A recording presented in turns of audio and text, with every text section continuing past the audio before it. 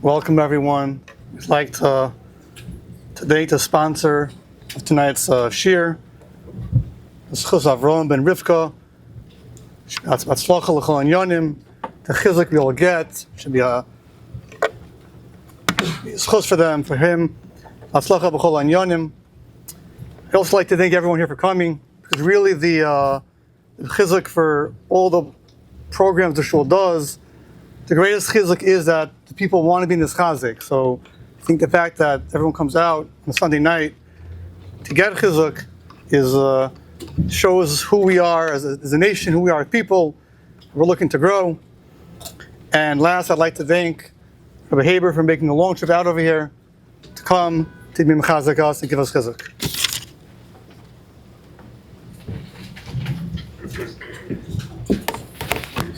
This work, yeah.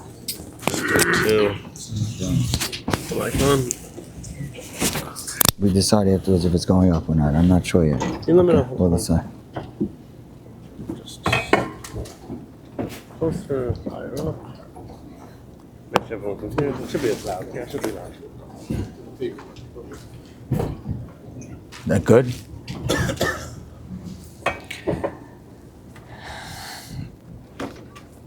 Thank you very much for being here tonight.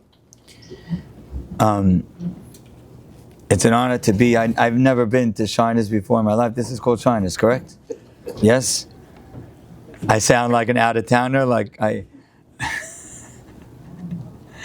hear, is that like going to Lakewood Yeshiva and saying this BMG? Is the same kind of question? Such a gather. So, can I make it louder, please? That go louder? Oh, that's loud. Okay, I'm a little confused here. This, pick this up, put that here. Are we good? Yes? Good? Yes? Okay. Anyhow, so I just davened Ma'ariv inside. And okay, I thought that was somewhat normal. I davened Ma'ariv, then I was finished. And then there's another minyan that started. So I said, I missed Baruch Hu. I said, maybe I'll get Baruch Hu. Then they started Ashrei. I got a little confused. So I guess that's how it rolls. That's how we roll in Scheiner. Shachas, Mincha, Ma'ariv could all happen at about the same 5 minutes. Is that somewhat accurate? Yes, close to the story. It sounds like this is a place that everybody feels at home. Someone told me that they're building, like across the street, it's a barn or something like that. And the Ilam rather, oh, that way? Okay, and the Ilam rather it be this way, just with tents, Aleph, Beis, Gimel, Daled. What? There's a Hey Vav Zion? No. Okay, there's a Hey. So, thank you very much for coming out, men and women alike. And here we are, we're in the 9 days. Now I'm Syrian, so maybe you have the 9 days. For us, you're not taking a shower tonight, right? Don't ask, don't tell. I got it. That became the new Ashkenazi. So I'm going to take a hot shower mitzvah tonight and wear fresh clothing tomorrow. But you're not. And really all of us are in the beginning of the 9 days. And I think we all have a hard time with this period. You know, there are two periods over the course of the Jewish calendar that are difficult. Elul and the 3 weeks.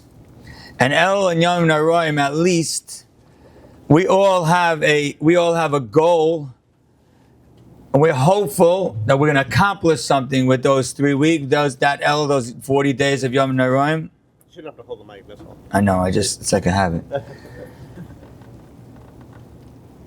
And we all look back and we say, hopefully, El Yom Noraim, Aseret Simei Tshuva, we change, we become different, we grow. If I were to ask you last year, Elul, hopefully you have something that you could attest to the fact that you become different because of Elul and Yom Noraim. But when it comes to the 3 weeks, I don't think most people look at it that way.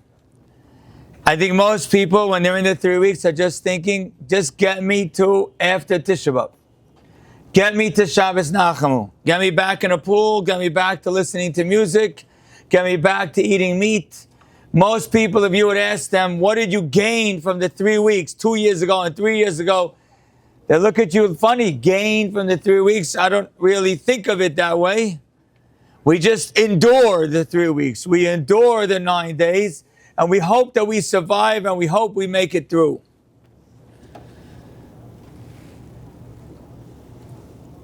Because I don't know if any of us really internalize and recognize the life we're living. For the most part, it looks like we're having fun.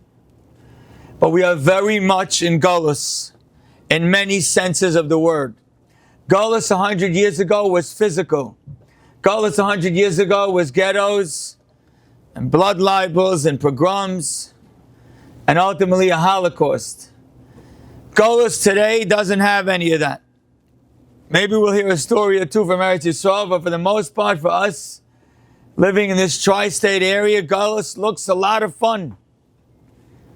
We have houses, cars, swimming pools, vacations, and restaurants. We're not really in that much of a physical gullus. But what we are in is an emotional gullus. Most people's lives look pretty nice on the outside. I spoke this morning in the mountains, and they introduced me, and they basically gave Rashi Prakim on my life. The guy was trying to be funny, and basically made me sound like I have a wonderful life. Deal. Anyone here knows anything about deal? You heard of deal? Okay. It's funny, I've heard Ashkenazim say that, one spouse said to the other, "Oh, we're going to deal, let's go see Rabbi Joey Haber's house. If you go to deal, I'm the last house you need to see." But a deal, and he's mentioned the vacation I went on. I said, "It's great, you just described my life, it looks phenomenal. Like most of us, I could describe your life and it looks phenomenal." I said, "But you left out the fact that I lost my father 14 months ago. And then 9 months ago, my oldest son had a stroke. And most people, in their own form, have the same story. For one person, it's a daughter they can't marry off, or it's been so difficult. For another person, it's health. For another person, it's mental health. For another person, it's shalom bayis. That's a tremendous struggle. For another person, it's trying to keep up to their finances and trying to make ends meet whilst looking like everything is great." So we are very much in gullus. And we are very much, the 3 weeks is a time that we internalize and recognize and, so to speak, capture and celebrate the fact that we're in gullus. And I don't mean celebrate as if enjoy, I mean celebrate as capture. We're here. And recognize that we're here. This is gullus. We're not eating meat because this is gullus. You're not taking a shower because this is gullus. You're not wearing clean clothing because this is gullus. It is actually gullus. And for most people, like I said, it may not be a physical exile that we're in, but it's an emotional one. If I were to describe what I think is the biggest part of gullus that we all feel, it's this, and this is what I'd like to talk about tonight. It's the fact that all of us have things that we're worried about. All of us have things that we're very confused and sort of clouded on how do I get there. If I have a daughter who's 6, 7 years older than I would have expected her to be, how am I going to get her married? If my income's been a struggle, how am I going to get to the income I want? If there's a mental health and someone's been to a few therapists, or if there's a kid who we're a little nervous, starting to wear different shirts and different shoes, and see different things, and we're afraid. And so often the experience of gullus that we have is this uneasiness of how we're going to get from here to there. Tonight I'd like to talk about that. How does someone in gullus get from here to there? I'm going to quote to you something, if I can. By the way, for those in the back, there are some chairs here. If you don't want to disturb, I'll give you 20 seconds. You could come get a seat. Why do you have to stand? You can't leave right away if you take a seat, but... What are we doing? Nothing, there's a sign up here. propping that up. Don't worry, it won't be that long. You could come. Oh, there you go. People started leaving when I said take a seat. Okay. I want to quote to you someone who is likely the ultimate guy. He's the ultimate guy because he's practically, and maybe in every parsha that we have in the last 3 or 4 weeks, he's the ultimate guy. His name is Bilam. And from him, we're going to learn a lot about this gullus. Balak came to Bilam and he said, please, Ara li Esam, curse this nation. Bilam went to the Eibusher and he said, Kava li, I was asked to curse the people. Zakvashi, Kava is a stronger word than Ara. And Hashem then responded to Bilam and he said, I'll say it Svari, Lo ta'or ta'am ki baruchu, you cannot be ta'or, the same word, Ara. So basically, Balak said the word Ara, Hashem said the word Ara, but Bilam said the word Kava, which is stronger. Why this switch of words? And my second question is, Bilam asked the Eibishter, can I go and curse Klal Yisrael?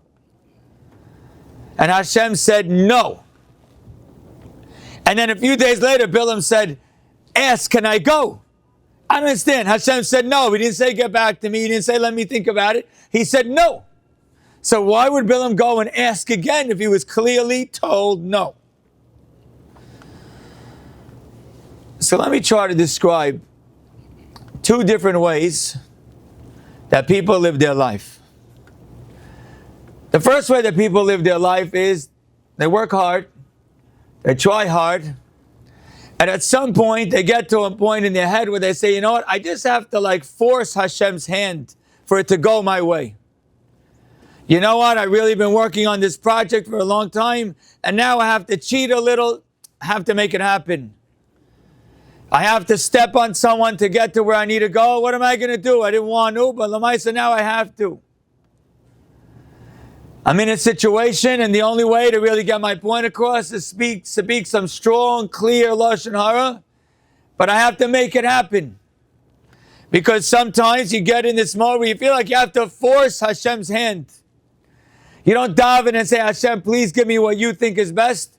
Instead, you daven and you say, Hashem, please, I need this. You don't even care if it's best.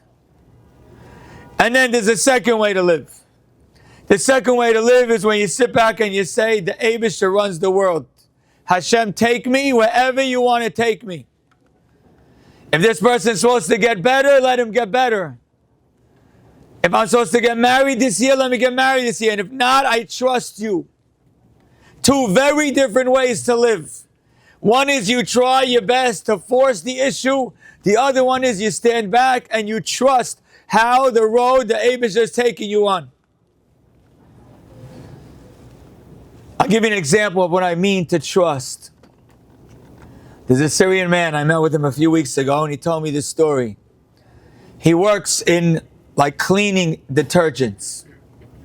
And he sells them wholesale. He says a number of years ago, he got you know what a container is? Like a big, huge container on a ship. He got 80 containers of Lysol. 80 containers of Lysol. He says it was so much Lysol, I had no idea in the world what I'm going to do. And then for some reason, I got another 30 containers and then another 30 containers. He said I had to rent warehouses. I was so lost. I started selling the Lysol at half price, a quarter price. I had so much product to move. It was ridiculous. And then COVID came. He says, the next thing you know, I'm selling it for double the price and triple the price. He says, Rabbi, next year you're going to come to my house for an event that we're going to make in my house. My new house, that's a mansion built on Lysol. Sit back and allow the Eibusher to run the world. The Mishnah says in Pirkei Avos, it makes a contrast. Contrast between Bilam and Avram Avinu. And any person who's learned this Mishnah, everyone here heard of this Mishnah, it almost hurts your head. What's the comparison? Bilam and Moshe Rabbeinu sounds like a comparison. Maybe Avram Avinu and Ephron, I don't know. Like Avram Avinu and Bilam, they were hundreds of years apart. Why is the Mishnah comparing these two people? But if you look further, there's more comparisons. Because Avram Avinu woke up early to saddle his donkey, and so did Bilam. Avram Avinu was going to do something that the Eibusha asked him to do, and then it switched on him. Okay, that's Yitzchak. Bilam the same. He went to go something, and then it do something, and then it switched. Bilam bumped into a malach, and Avram Avinu bumped into a malach. By Bilam it says, who's blessed is blessed, who's cursed is cursed. And the same thing by Avram Avinu. Why are these the two people that are contrasted? The teretz is that from our nation, Avram Avinu was the first person to speak to the Eibusha. And from the Gentiles, Bilam is the first person to speak to the Eibusha. Avram Avinu lived his life and he said, Hashem, you tell me where to go. Famine is a famine. You want to take my wife twice, take my wife twice by a foreign king. You want me to be in a world war, I'll be in a world war. You want me to go slaughter my son, wherever you tell me to go, that's where I go. And Bilam was the opposite. Bilam was, I'm going to wake up early to saddle my donkey to hope that I could get out and curse the people before Hashem notices. I'm going to force Hashem's hand. And sadly, there are many of us, especially once you work very hard on something, and we work very hard, and we have emunah, but we work very, very, very hard, and then it gets to a point where maybe we have to stop, or maybe we have to hurt one person, or like, there's no way I'm stopping now, and we just keep going. If I can, I'd like to share with you a weird, embarrassing example. Can I share an embarrassing example? You comfortable with that? Yes? If I'm comfortable, you'll be comfortable. Again, I'm going to make myself look funny. I'm good at that. So, I've been speaking in this Syrian community for about 25 years. Rav for 25 years. Very involved for 25 years. If you tell the Syrian Joey Haber, say, yeah, Joey Haber. But for the most part, almost zero Ashkenazim knew me for 20 years. Every now and then, maybe they'd call me to Great Neck to speak to a group of Bukharians. But Ashkenazim, zero. So again, this is embarrassing to admit. But at some point, I said, you know what, I feel like the shiurim could help Ashkenazim also. I feel like they would benefit. I'm not sure if this was a lishma reason or shalai lishma. I'm not sure which one it was. But I feel like they could benefit. But none of them are hearing my shiurim like ever. And I'm speaking for years and years. And Syrians would say I was decent and years. And like I felt like people could appreciate it. But zero Ashkenazim were listening. So I came up with this very peculiar idea. So I'm going to try to make a video clip. You know the clips, like they'll make a 3-minute clip? I'm going to try to make a video clip. And I did some research, how much it costs. Someone told me it costs about $3,000 with the music and all this thing. And I'm going to make a video clip. And I'm going to try to find a way to send that out. And maybe that'll get people to listen. But then I was like, how am I going to get the video clip out? Where am I going to get it out? I couldn't figure it out. So I came up with this very brilliant, strange idea. My idea was I tried to call Misask. I was trying to get Yanki Mara Shalom's phone number. And I said, maybe we'll do this. Maybe I'll have a QR code at Misask. Once they bring the chairs, they'll bring a little card. They'll have a QR code that people could go on the QR code and they'll be able to watch a 3-minute video. Everyone's Menachem Oval at some point in a normal month. So most people will get there.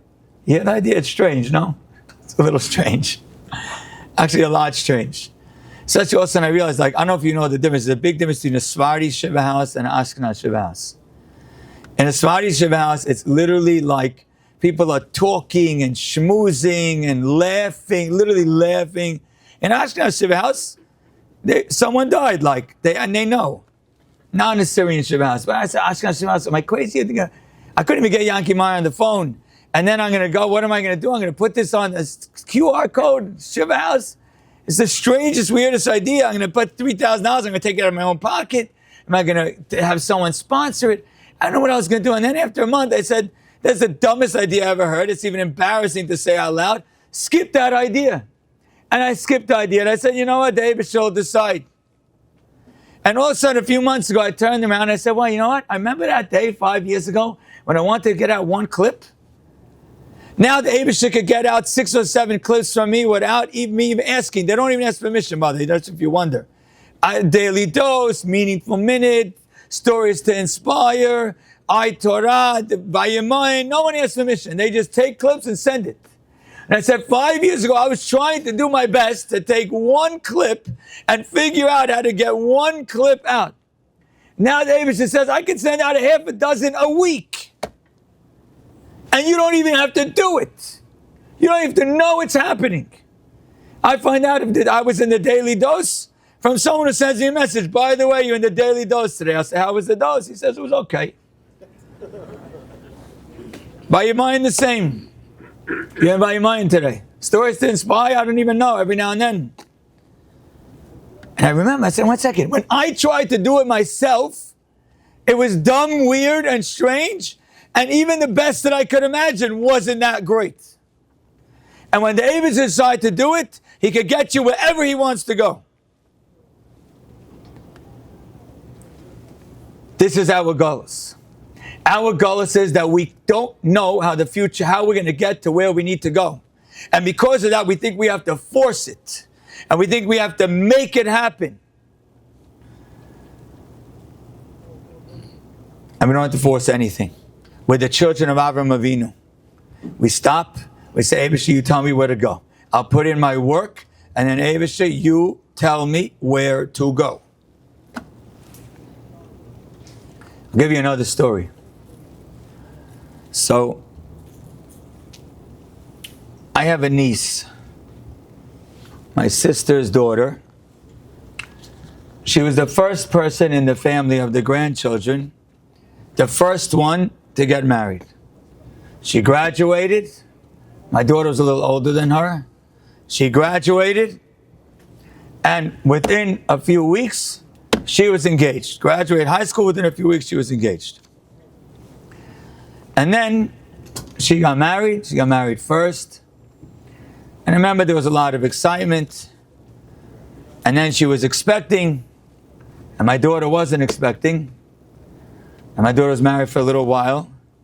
And I remember, I don't know how Ashkenazim are. Do people tell other people when they're expecting or not expecting? Yes, no? You do? By Svardim, if whatever they're expecting, everyone says Mazel Tov, and Mazel, you don't say Mazel Tov, do you? B'Shah Tovah, that's as far as you go. So anyhow, they didn't really want to tell me because they knew my daughter wasn't expecting her. They didn't have a child yet. They didn't want to tell me. And then we found out, and then soon after we found out that, you don't understand, yes, she's about to give birth, but she's also about to separate from her husband. And the baby was born and had a bris, so when parents that were separated, and a few weeks after the bris, the parents got divorced. And here was my niece, wonderful girl, Balas Midas, Anua, everything. And she's home now with a child, divorced. And for years, I remember we kept saying, what are we going to do? How are we going to get her married? It's hard enough to get married altogether. If someone is single and young, it's hard to get married when they're older. It's harder when someone's divorced, and harder divorced with a kid. How are we even possibly going to get there? And we used to talk about it. For years, we cared, all of us, the whole family, we cared very, very, very much. Then a few years ago, there's an organization, I don't really have here, Habayit. No one knows what Habayit is. Habayit is an organization that a few people in the Syrian community created. For anyone who's sick and comes to Eretz Yisrael and they have no place to stay, they give them an apartment that they could stay in. So they have to go to Mount Sinai or Cornell. They stay in this apartment and they're able to, they get cured, whatever, as long as it takes them to get cured. They currently, Habayit has 20 apartments. My shvager's brother ran the organization and started the organization. And so he started the organization. At one point, there's a younger man, completely, entirely Eretz Yisrael, a younger man who came to America. He came alone. He had some kind of asthma-type disease that was literally almost going to kill him. He had to come to an American hospital. He came and he stayed in an apartment in Habayit. He went to the doctor a few times. The doctor said, yeah, there's a major problem, but it's a simple solution. We're going to do the solution for you here. You're just going to have to wait in America a few months. So he said, okay. He stayed in the apartment in America for a few months. And he got healed. Now, after a number of months, Pesach time came. He called up his wife, who was in Eretz Yisrael, and said, I'm coming back home. His wife said, no, it's better. Just stay in America. It's okay. That's not a great sign. If a husband is away for 6 months and he calls his wife and says, I want to come home, and she's, no, stay away, that's not a great sign. And it wasn't. It turns out that her family had convinced her to end the marriage. So now this guy is stuck in Habayit. And one of the Rabbanim in the Syrian community who knew Habayit, saw this Bachar, young man, and said to him, there's a yeshiva here, Ateret. Why don't you go learn in Ateret? You have no place to learn. He's Israeli, but no place to learn. Go learn in Ateret. He went to go learn the Maisa. He got a get, and there was a lawsuit for a year. He got the get long. They gave the get long distance. Then the lawsuit was long distance. It was a mess for a couple of years. But he got divorced, and the lawsuit was done. I told you before, my father was nifter. He's buried in Har HaZeisim. And when we were sitting Shiva, Rabbi Ruvain Feinstein, my Rosh Hashiva, called us up and he said, I want to tell you something. He said, during the year of Shiva, everyone knows that the mazel is bad. He said, that's only for small things. He said, for him, it was like getting tickets. But for big things, your father's in Shemayim, he's a Melitz Yosher, and there's more bracha in the year than anything else. And I remember sitting there on the floor, getting this phone call and saying, okay, I could see how the family could use more bracha, but there's no way that my niece is going to be able to get married. The situation is too difficult. So maybe my other niece that's a little older, maybe my nephew, maybe people had some hatzlacha, but this, not possible. Anyhow, 3 months ago, we went to Eretz Yisrael for my father's yahrzeit, Rosh Chodesh Iyar. And as we were there, my siblings said to me, I'm the oldest, but sometimes they don't want me to know. My siblings said to me, our sister is meeting someone tonight. I said, what do you mean? Our sister is meeting the parents of a boy who's dating her daughter. I said, what are you talking about? I said, yeah, here's the story. This boy stayed in Habayit, went to Ateri, he was learning in Kail. He had someone, a few weeks ago, someone matched us up. This boy was divorced from Eretz Yisrael, matched him up with our niece who has a kid, and they're dating. They already had 6 dates, and now that we're in Eretz Yisrael, our father's yahrzeit, our sister is meeting the boy's parents, because in Mitzvah Shem, very soon, they're about to get engaged. I was like, what? And my father's name, my father, L'Shalom, he was a Rav, his name was Rabbi Michael Haber. The boy's name is Michal. And they pretty much got engaged on the yahrzeit. And what's unique is this niece of mine grew up in Eretz Yisrael, so the boy speaks Hebrew for the most part, a broken English, and she also speaks Hebrew easily. And you're like, Hashem, how'd you get us here? For years, we're trying to force the issue, figure out, maybe find a boy from somewhere else, maybe find a boy. Okay, it's okay if he only has one leg. At least he has one. We'll find someone, maybe the boy's a little strange in the head on Tuesdays and Wednesdays, but he's normal on Sundays, it's good enough. What are you going to do? She's divorced with a kid. And the Abisha said, just wait. Literally driving here today, I was on the phone with my sister, she said, you don't understand. My new son-in-law, the kid is Mashiach. You can't imagine the midas, you can't imagine the asmada, you can't imagine the young man he is. And I remember sitting there at the chasna, looking at the chuppah and saying, how did that set of parents, a Rosh Koilel, I think in Ashdod, become the mechutanim of my sister? The answer is, you could run the world, and you could get as far as you can go. Or you could sit back and realize that we are the grandchildren of Avram Avinu, and let the Abisha run the world, and watch what he does. Yes, it's difficult. Yes, there are times that we know what we want it to happen, and we know what we want to be, but that's not the way the world runs for a Yid. I know it's cloudy. I know you don't know the future. I know you're not sure how it's going to work out. And I know you're nervous that if you follow the rules, maybe you're not going to get to where you need to get to. The difference between Avram Avinu and Bilam is this one difference. Avram Avinu says, Hashem, take me where I need to go. Bilam says, Hashem, I'm going to tell you, Kaviyachal, where to go. And there are so many Eir L'Chayim that daven 3 times a day, and a Kaveh Itim. And they have Torah digger homes. But when they want something, they want something. Now I mentioned my Rosh Hashiva, Rabbi Feinstein, he came to deal a few Shabbosim ago. And he mentioned this word. He says we keep Shabbos, Kishes Yomim, because Hashem created the world in 6 days. And he says, and what would have been if Hashem created the world in 20 days? Why is it? Because it's 6 days, therefore we have to keep Shabbos. He said, because the answer is that we Yidden believe 2 things. We believe Hashem created the world, and we believe Hashem is creating the world. That means He created the world in the past, and He's constantly recreating it. And when we keep Shabbos, what we're saying to the Eibush is, I trust that you are creating and controlling the world now. So therefore, every week, it's not just a commemoration of Hashem's rest. Every week, I need to rest to display the fact that I'm going to put down my phone and shut my computer and leave the office and say, Hashem, you run this world. And I am totally in how you run it. And how next week is going to go, it's up to you. He says, and the gift that Hashem gives us back for trusting that He's controlling the world, the gift that we get back is Hashgacha Pratis. Hashem says, I am going to give you a gift that if you believe I am creating the world now, then I'm going to watch you over in an individual way. He quoted Ramban. The Ramban says that the pasuk says, Tamim tiyam Hashem Elokecha. You have to be pure with Hashem your God.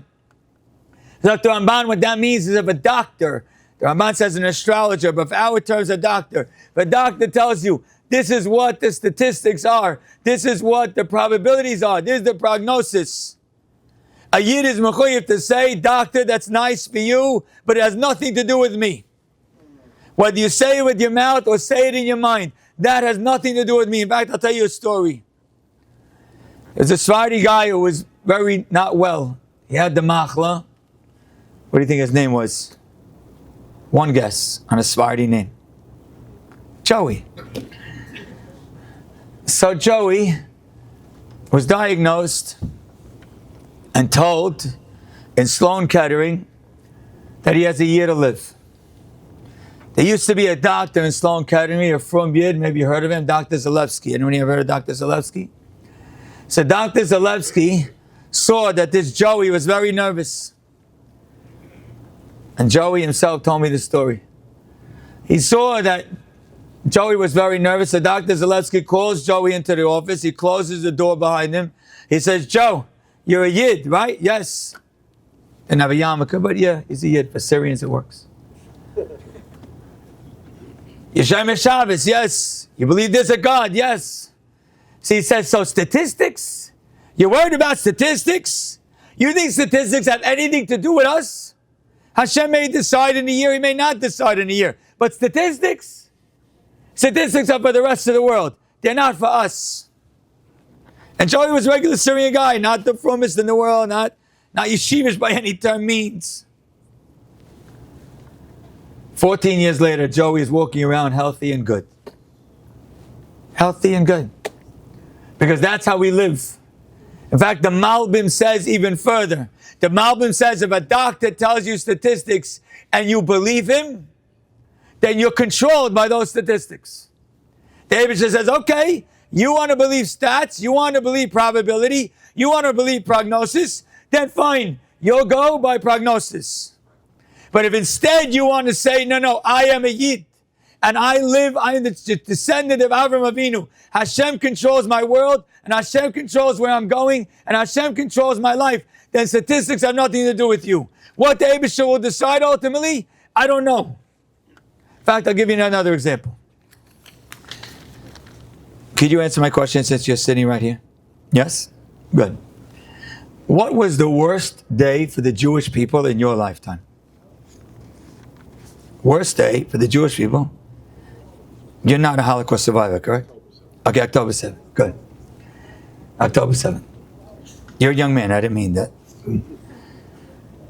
Everyone's masking October 7th was the worst day for the Jewish people. October 7th. And it's true. When that day came, we all remember it like it was 10 seconds ago, and we'll remember it in 20 years from now too. But do you realize that it is possible? And I, Chas v'Shalom, don't want to minimize the 1,200 people that were killed and the hundreds that were killed in wars following it. But do you realize that it is possible that October 7th might end up being one of the better days in your lifetime? Do you realize that? Do you realize that Hamas, which was a nuisance for a long time, is possibly almost gone? You realize that Hezbollah, that was much more dangerous and people were much more scared of. Last year I saw they said, we're working on Hamas, but Hezbollah, we don't know what's going to happen. And pretty much a week and a beeper later, and they're gone. And Iran was supposed to be even scarier than them. And a week, and they're gone. October 7th, when you remember that time, we were in this country, anti-Semitism was all over the place, and we had a president that was falling asleep, and we had no idea what was going to happen to the Jewish people. And now the Eibusher made things happen. Now we have a president that's too awake. And all of a sudden it's possible that Eretz Yisrael will be safer than it ever was since we know it. You don't know how the world is going to run. That's what it means being in gullus. You have to accept where you are now and trust that the Eibusher can get you where you need to go. That's how it goes. That's how we live. And that's why what Bilam is an example. Bilam said, Balak said to him, Ara liyasa'am. Bilam said, I'm going to make it worse because I want to do it my way. Kava liyasa'am. Hashem said back to Bilam, what are you doing? I know you're switching it on me. I know what Balak said to you, and you switched the word. And then Bilam asked, can I go curse? And Hashem said, no. And then Bilam asked again. Hashem said, okay, so you want to do it your way? Do it your way. Let's see what happens when you do it your way. You know what happens when you do it your way? It ultimately ends up being a blessing for Klal Yisrael. And it ultimately ends up being something that causes your demise and your death. You want to do it your way. That's why both Bilam and Avram Avinu have the same two words. Lech lecha.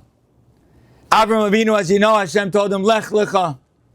But Bilam, Hashem said to him, Im lekro lecha ba'u anashim ha'eleh. If they came lecha for you, kum lech itam, get up and go with them. Lech and lecha. The only difference is this. By Avraham Avinu first it says lech, go, and just go. Trust me, just go. And then you'll see how it'll be lecha. You'll see ultimately how it'll be for you. Bilam on the other hand, first it says lecha, and then it says lech. First you want to figure out how it's going to work out for you, and then you'll go. Small difference, dramatic change. Klal Yisrael lives with lech. Hashem, tell me where to go. Hashem, tell me what I need to do. And I trust you, it'll get me there. Bilam says, first tell me how it's going to work out the way I want, and then I'll go. We say lech lecha. He says lecha lech. Let me give you one last little story.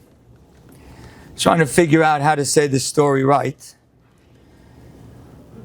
So let me give you a little introduction. Yes, I am Sephardi, and I am Syrian, and I did grow up in Deal, and now I live in Brooklyn and go to Deal for the summer.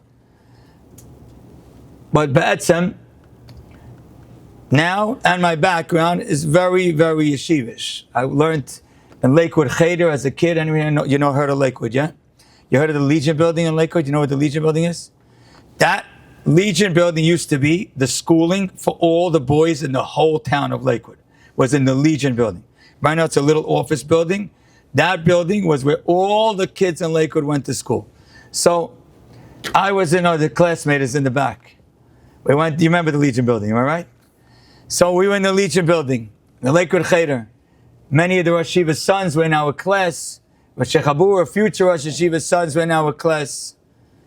That's what it was. We were in Lakewood Cheder, and then I went to Staten Island Yeshiva, like I mentioned before, Abubain in its heyday.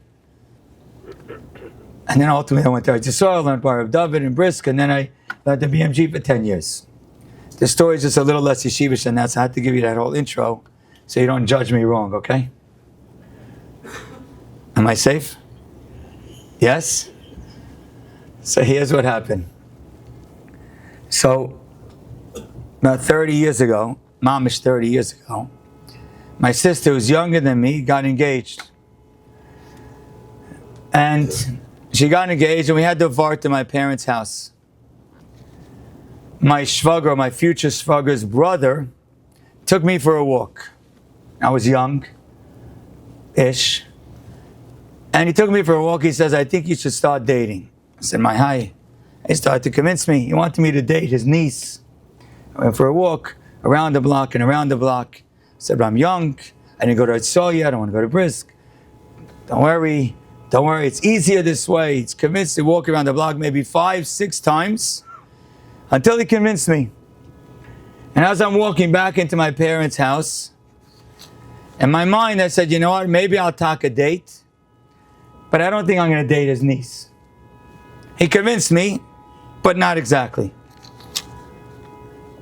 So I walked into the house, and it happens to be, again, I'm trying to describe this the right way, that one of my sister's friends was walking down the steps. And my sister says to me, the bar was like basically over. My sister says to me, you're going to date her. I said, what? I said, that's weird. I never spoke to a girl in my life outside of my sister. Says you're going to date her.